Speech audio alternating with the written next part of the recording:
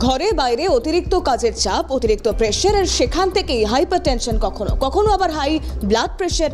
আবার এই ধরুন এই মুহূর্তে দাঁড়িয়ে ছোট থেকে বড় সকলের মধ্যেই বাইরের খাবার, জাঙ্ক ফুডের প্রতি একটা অমোঘ টান, এবং তাতে পেটের হালত খারাপ, পেট খারাপ হচ্ছে, নানান সমস্যায় ভুগছেন আপনি। আর কি করছেন? মুড়ি মুরগির মতো ওষুধের দোকান থেকে ওষুধ কিনছেন, ওষুধ ইনটেক্ট করছেন, এবং তাতে হয়তো কিছুটা উপশম হচ্ছে। কিন্তু আপনি জানেন কি যে ওষুধ আমরা প্রয়োজন মতো খাচ্ছি, হয়তো চিকিৎসকদের পরামর্শেই, কিন্তু যে ওষুধ আমরা ওষুধের দোকান থেকে প্রচুর শতাংশ ছাড়ে কিনে আনছি, পকেটেও কিছুটা সাশ্রয় হচ্ছে, রোগের কিছুটা উপশম হচ্ছে, সেই ওষুধ জাল নয় তো? জেনে শুনে জাল ওষুধের চক্রের ফাঁদে পা দিচ্ছি না তো আমরা? কারণ রোগহীন পরিবার পাওয়া এই মুহূর্তে দাঁড়িয়ে ভীষণ কঠিন এবং দুষ্কর বটে। আর সেক্ষেত্রেই এই নিত্য নৈমিত্তিক সমস্যা, যাতে আমরা বেশি ভোগী, সেই ধরনের ওষুধগুলোকেই কি টার্গেট করা হচ্ছে? যারা এই জাল ওষুধ চক্রের সঙ্গে জড়িত, যারা জাল কারবারি করছেন। কেন বলছি? কারণ গতকাল বাগরি মার্কেটে রাজ্যের ড্রাগ কন্ট্রোলের তরফ থেকে হানা দিয়ে ঠিক তেমন তথ্যই সামনে এসেছে, এবং সেই ওষুধ পরীক্ষা করতে দেওয়া, তাতে কতটা কোন ওষুধ জাল রয়েছে, বা বিশেষ করে তারা মনে করছেন এই উচ্চ রক্তচাপ, পেট খারাপের সমস্যা, অ্যান্টিবায়োটিক গোছের যে ওষুধগুলো রয়েছে, তাতেই মূলত কালো হাত পড়ছে। দেখুন প্রতিবেদন।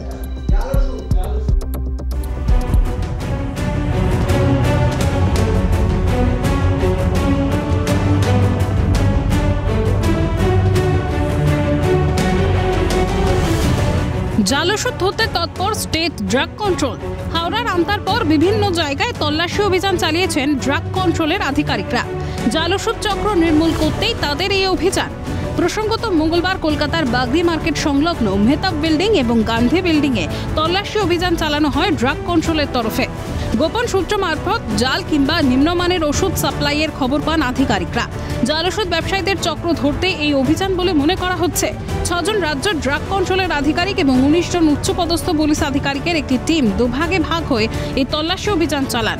যে সমস্ত ওষুধ রাজ্য ড্রাগ কন্ট্রোলের তরফে বাজেয়াপ্ত করা হয়েছে, তার মধ্যে অম্বলের ওষুধ, উচ্চ রক্তচাপজনিত ওষুধ, অ্যান্টিবায়োটিক এবং পেট খারাপের ওষুধও রয়েছে।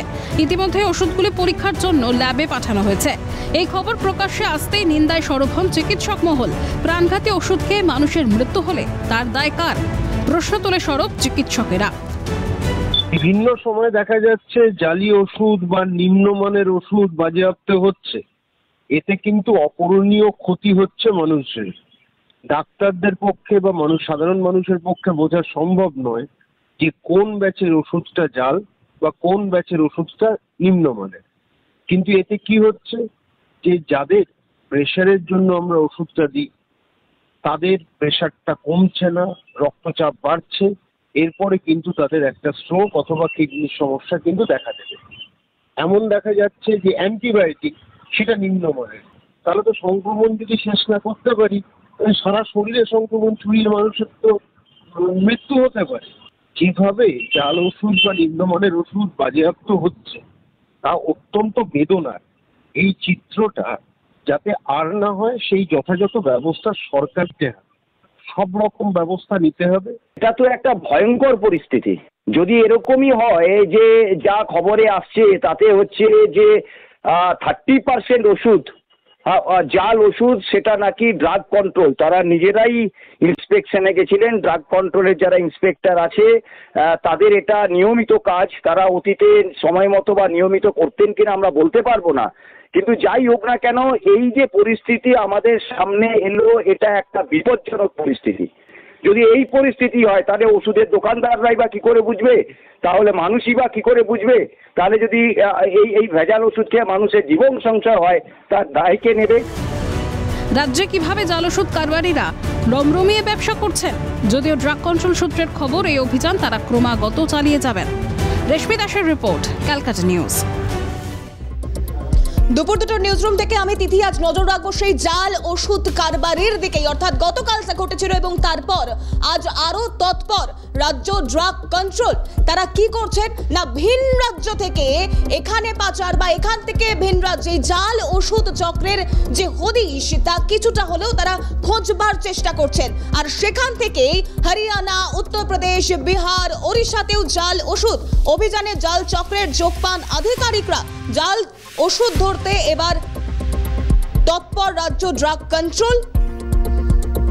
এই অভিযানে যে জাল চক্রের যোগ পাওয়া গিয়েছে শুধু তাই নয়, এখানে আরো এই বড় বাজারের মুটে থেকে শুরু করে ট্রেন বা পাচারের জন্য বাস চালক বা কন্ডাক্টর তারাও জড়িত থাকতে পারে, সেরকমও কিছু সূত্র মারফত খবর আসছে। অর্থাৎ ঠিক কিভাবে কতগুলো হাত হয়ে হরিয়ানা হোক, উত্তরপ্রদেশ হোক, বিহার হোক, ওড়িশা হোক, সেখান থেকে জাল ওষুধ আসছে বা শহর কলকাতা সেই জাল ওষুধের এক প্রকার মাকড়সার জালের মতো বিছিয়ে গিয়েছে এই জাল ওষুধ চক্র। এবং সেক্ষেত্রে বিভিন্ন ক্ষেত্রে একটা খুব স্বাভাবিক প্রশ্ন আমার আপনার মনে আসতেই পারে যে এই জাল ওষুধ আমি, আপনি, আমরা সাধারণ মানুষ কি করে বুঝবো। কিন্তু তার আগেও সব থেকে গুরুত্বপূর্ণ দিক যে রাজ্য ড্রাগ কন্ট্রোল তারা আরো তৎপরতার সঙ্গে গোটা বিষয়টা খতিয়ে দেখার চেষ্টা করছেন এবং ভিন রাজ্যের যে যোগ সেই যোগ কতটা ঠিক, কতটা স্পষ্ট হচ্ছে সেদিকেও তারা অভিযান চালাচ্ছেন। রেশমি আমাদের প্রতিনিধি টেলিফোন লাইনে রয়েছেন এই মুহূর্তে। রেশমি, কি আপডেট রয়েছে এই বিষয়ে?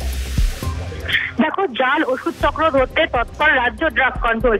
আর দেখা যাচ্ছে তারা বিভিন্ন জায়গায় তল্লাশি অভিযান করছেন। পাশাপাশি ভিন রাজ্য, তাদের কাছে খবর আসে ভিন রাজ্য থেকে এই জাল ওষুধ এ রাজ্যে ঢুকছে এবং তার জন্য তারা ভিন রাজ্যের যারা ড্রাগ কন্ট্রোলের আধিকারিকরা রয়েছেন, পাশাপাশি সেখানে অর্থাৎ অন্যান্য রাজ্যে যে টাস্ক ফোর্স রয়েছে তাদেরকে তারা ইন্টিমেশন দেন এবং সেই সব আধিকারিকদের সঙ্গে যোগাযোগ করেন। এবং তাদের তৎপরতায় ইতিমধ্যে হরিয়ানা, উত্তরপ্রদেশ, বিহার এবং আশেপাশের যে সকল রাজ্যগুলি রয়েছে সেই সকল রাজ্যগুলি থেকে প্রচুর পরিমাণে জাল ওষুধ উদ্ধার করা হয়েছে। এবং তোমাকে একটি গুরুত্বপূর্ণ তথ্য দিয়ে রাখি, গত 3 দিন থেকে এবং আজকেও উড়িষ্যার টাস্ক ফোর্স সেখানকার জাল ওষুধ চক্র বিভিন্ন জায়গায় তল্লাশি চালাচ্ছে জাল ওষুধ চক্র খোঁজে। এবং উড়িষ্যার যে টাস্ক ফোর্স রয়েছে তাদের কাছেও ইন্টিমেশন পাঠিয়েছিলেন এ রাজ্যের যারা আধিকারিকরা রয়েছেন তারা, এবং তারা মূলত সেই তথ্য পাঠিয়েছিলেন যে উড়িষ্যার থেকেও বিভিন্ন জাল ওষুধ এ রাজ্যে ঢুকছে, বিভিন্ন জায়গায় জাল ওষুধ তৈরি হচ্ছে। এই রাজ্যে ড্রাগ কন্ট্রোলের আধিকারিকরা উড়িষ্যার যারা আধিকারিকরা রয়েছেন তাদের কাছে একটি ইন্টিমেশন পাঠান এবং তারপরেই গত 3 দিন ধরে এবং আজকেও উড়িষ্যার সেই তল্লাশি অভিযান চলছে। তোমাকে জানিয়ে রাখবো, প্রতিদিনের বহুল ব্যবহৃত যে সকল ওষুধ রয়েছে, প্যান্টাডক রয়েছে, ওমিজ রয়েছে এবং উচ্চ রক্তচাপ নিয়ন্ত্রণের ওষুধ রয়েছে, পেট খারাপের সমস্যার জন্য ব্যবহৃত ওষুধ O2, এই সকল ওষুধ জাল করা হচ্ছে বলে তদন্তকারী আধিকারিকদের কাছে খবর আসে। আর ইতিমধ্যে তারা বিভিন্ন জায়গায় তল্লাশি অভিযান করে ওষুধ বাজেয়াপ্ত করেছেন।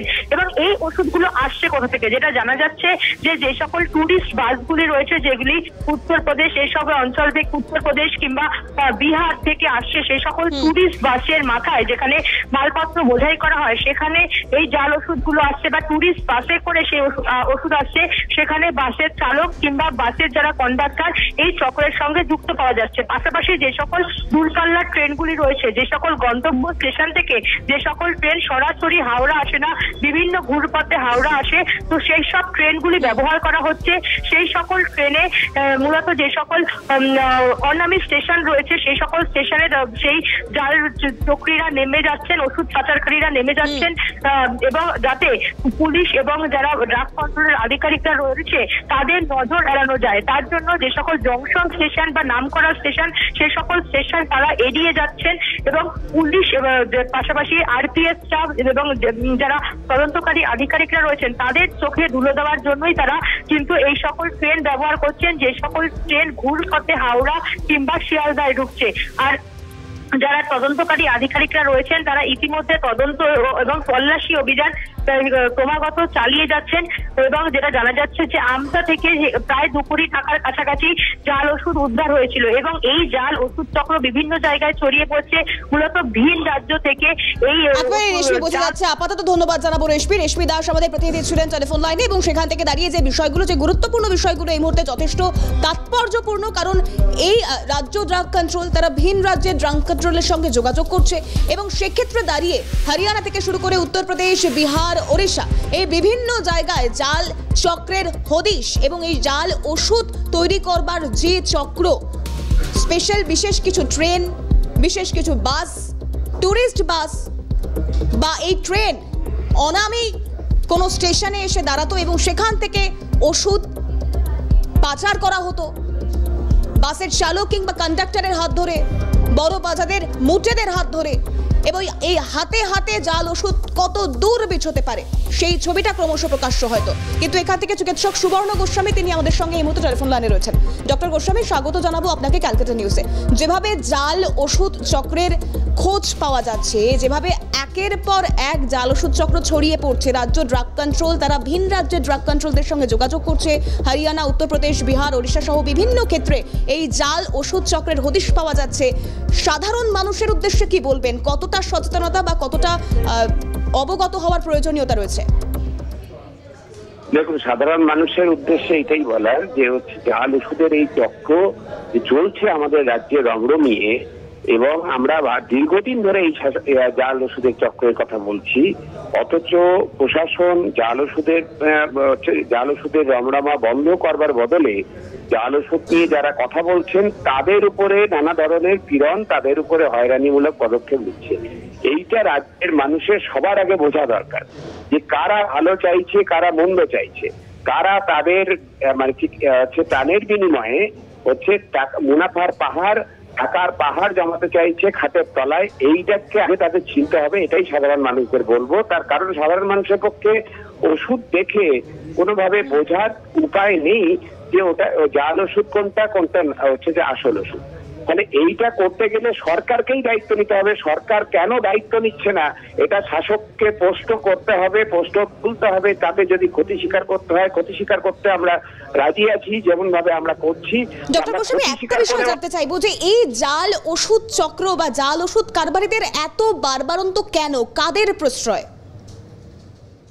যে আমাদের রাজ্যে এই যে জাল ওষুধের মানে চক্র যেটা চলছে, এটা সম্পূর্ণ রাজনৈতিক মদতে এবং প্রশাসনিক প্রশ্রয়ে চলছে। এইটাই হচ্ছে যে তুলে ধরতে হবে, এবং সাধারণ মানুষের এটাই বোঝার যে প্রশাসনিক প্রশ্রয় এবং রাজনৈতিক মদত ছাড়া কিন্তু এই ধরনের জাল বিস্তার করতে পারে না দুর্নীতিগ্রস্তরা। ফলে একজন দুজনকে ধরলেই যে হচ্ছে যে সবটা হয়ে যাবে, লোক দেখানো হয়তো পুলিশ কয়েকজনকে অ্যারেস্ট করলো, কিন্তু তারপরে আবার চুপ করে যাবে। তার কারণ এটা সম্পূর্ণ এর পিছনে শক্তিশালী রাজনৈতিক মদত রয়েছে এবং প্রশাসনিক প্রশ্রয় রয়েছে। সেটাই আমরা বারবার হাইলাইট করতে চাইছি। আমাদের রাজ্যে যাবতীয় যা যা দুর্নীতি হয়, সে শিক্ষা দুর্নীতি বলুন, খাদ্য দুর্নীতি বলুন, অন্যান্য নিয়োগ কেলেঙ্কারি দুর্নীতি বলুন, এমনকি জাল ওষুধের যে দুর্নীতি, সবটাতেই হচ্ছে রাজনৈতিক মদত এবং সর্বোচ্চ মহল থেকে এবং প্রশাসনিক প্রশ্রয় রয়েছে। ডক্টর গোস্বামী, আর একটা বিষয় একটু জানতে চাইবো যে বাজারকে অর্থাৎ ওষুধের মার্কেটকে জাল ওষুধ মুক্ত করতে গেলে আরো কতটা সক্রিয়তার বা তৎপরতার বা কোন কোন ক্ষেত্রে নজরদারির প্রয়োজন রয়েছে? প্রথম কথা, সরকারকে নীতি বদল করতে হবে।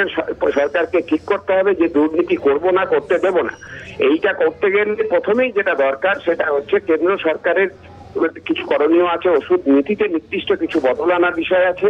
আর দ্বিতীয়ত রাজ্য সরকারের যেটা ড্রাগ কন্ট্রোল যে সিস্টেম, ড্রাগ কন্ট্রোল যে ডিপার্টমেন্ট আছে, যে নজরদারি ব্যবস্থা আছে, সেখানে যে শূন্য পদগুলি আছে অবিলম্বে সেগুলো পূরণ করতে হবে।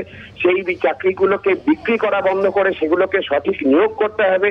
এবং হচ্ছে যে সব থেকে বড় কথা, রাজনৈতিক সদিচ্ছা লাগবে যে আমরা দুর্নীতি বন্ধ করব। এই রাজনৈতিক সদিচ্ছা যাদের নেই তারা কোনোদিন এই দুর্নীতি বন্ধ করবে না। কয়েকটা প্রশাসনিক পদক্ষেপে এই দুর্নীতি বন্ধ হবার নয়, এর জন্য সম্পূর্ণ রাজনৈতিক ব্যবস্থাটা দায়ী আছে।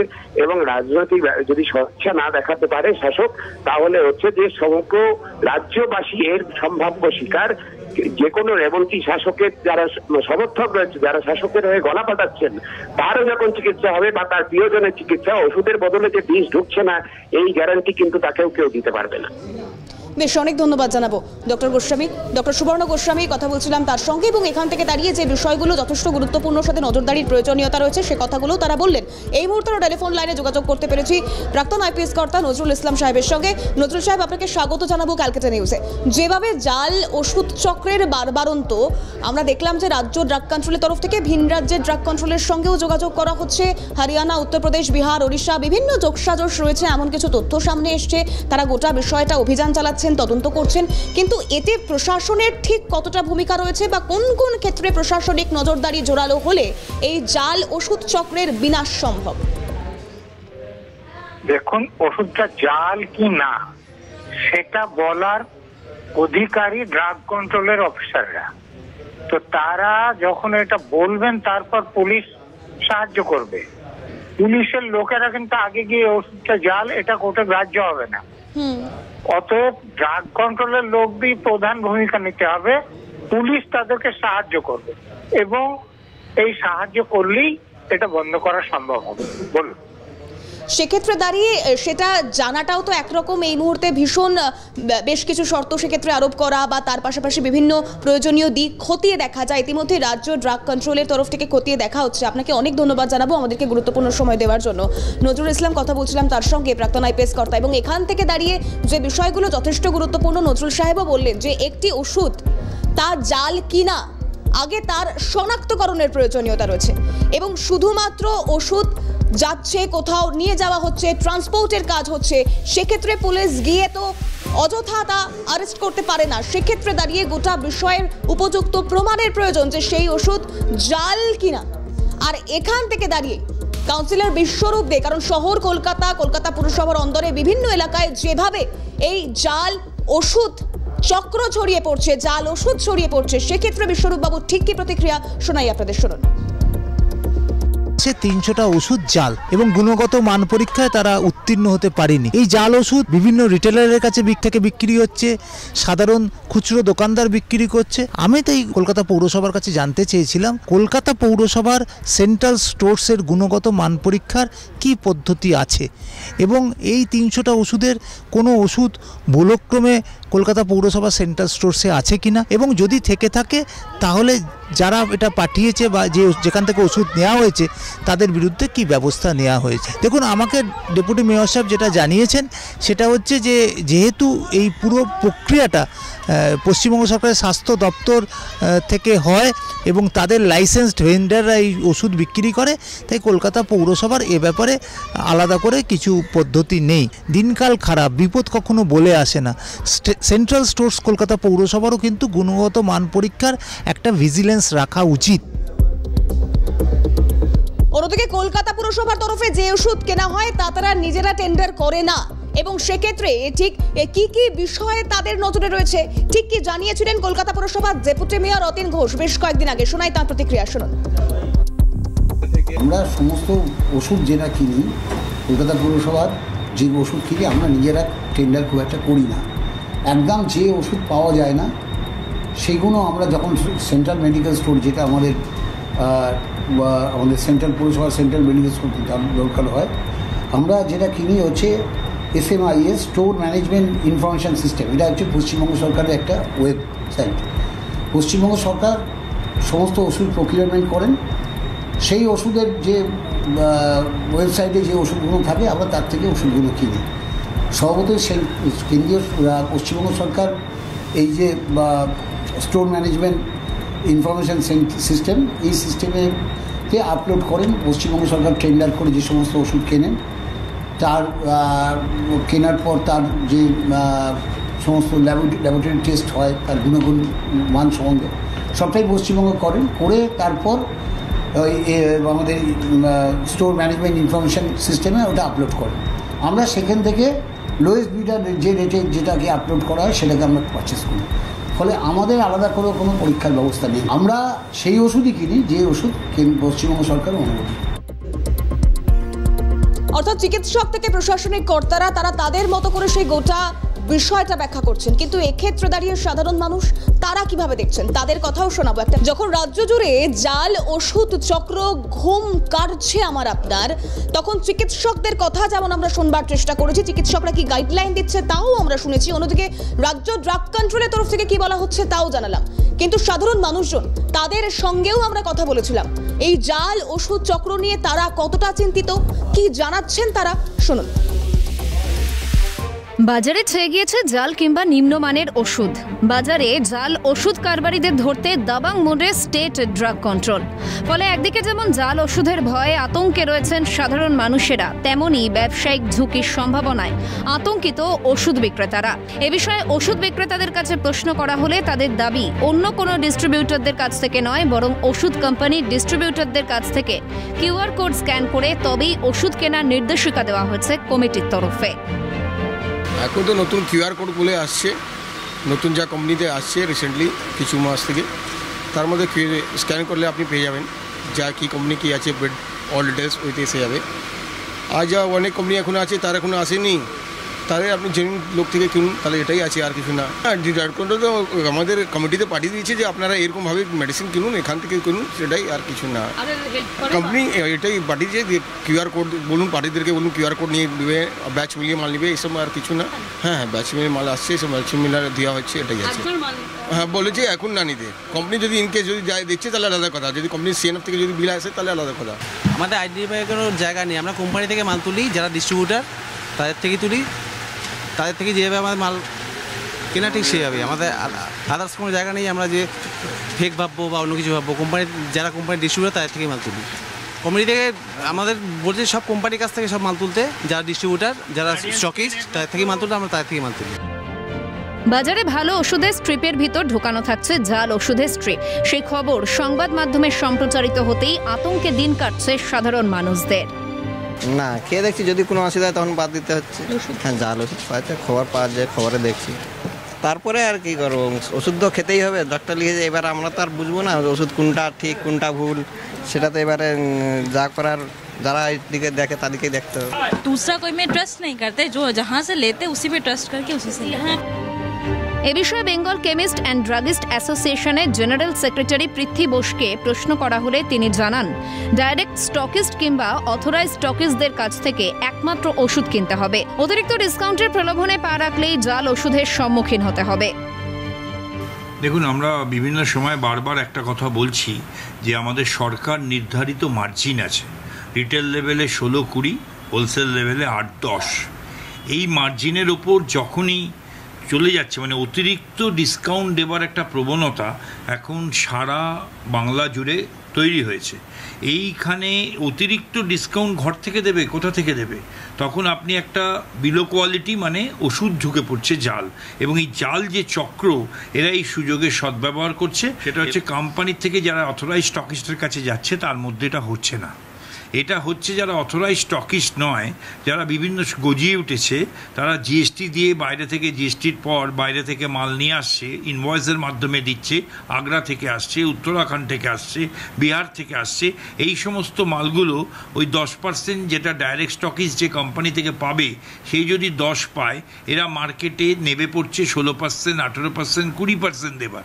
এরাই কিন্তু এই ফেক মেডিসিন, স্পুরিয়াস ড্রাগের পথে আসার সুবিধে করে দিচ্ছে। হচ্ছে মানুষকে সচেতন হতে হবে, পাড়া রিটেল শপ থেকে ওষুধ কিনতে হবে, পরিচিত দোকান থেকে সঠিক মূল্যে ওষুধ কিনতে হবে। আর এই অতিরিক্ত ডিসকাউন্টের পেছনে ছোটা প্রবণতা থেকে মানুষকে এবং ব্যবসাদারদেরও, আমার মেম্বারদের কাছেও আমাদের মেসেজ, এবং তাদের গেলে হবে না।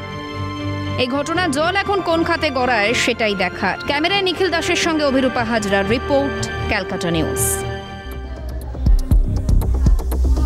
চোখ রাঙাচ্ছে জাল ওষুধ, কিন্তু সাধারণের জন্য আতঙ্ক কাটিয়ে সতর্ক থাকবার জন্য সঠিক দিশা বা কতটা তৎপরতা রাজ্য ড্রাগ কন্ট্রোলের তরফ থেকে দেখানো হয় সেদিকে নজর থাকবে আমাদের। নিউজরুম এখানেই শেষ করছি, আপনাদের নজর থাকুক ক্যালকাটা নিউজে।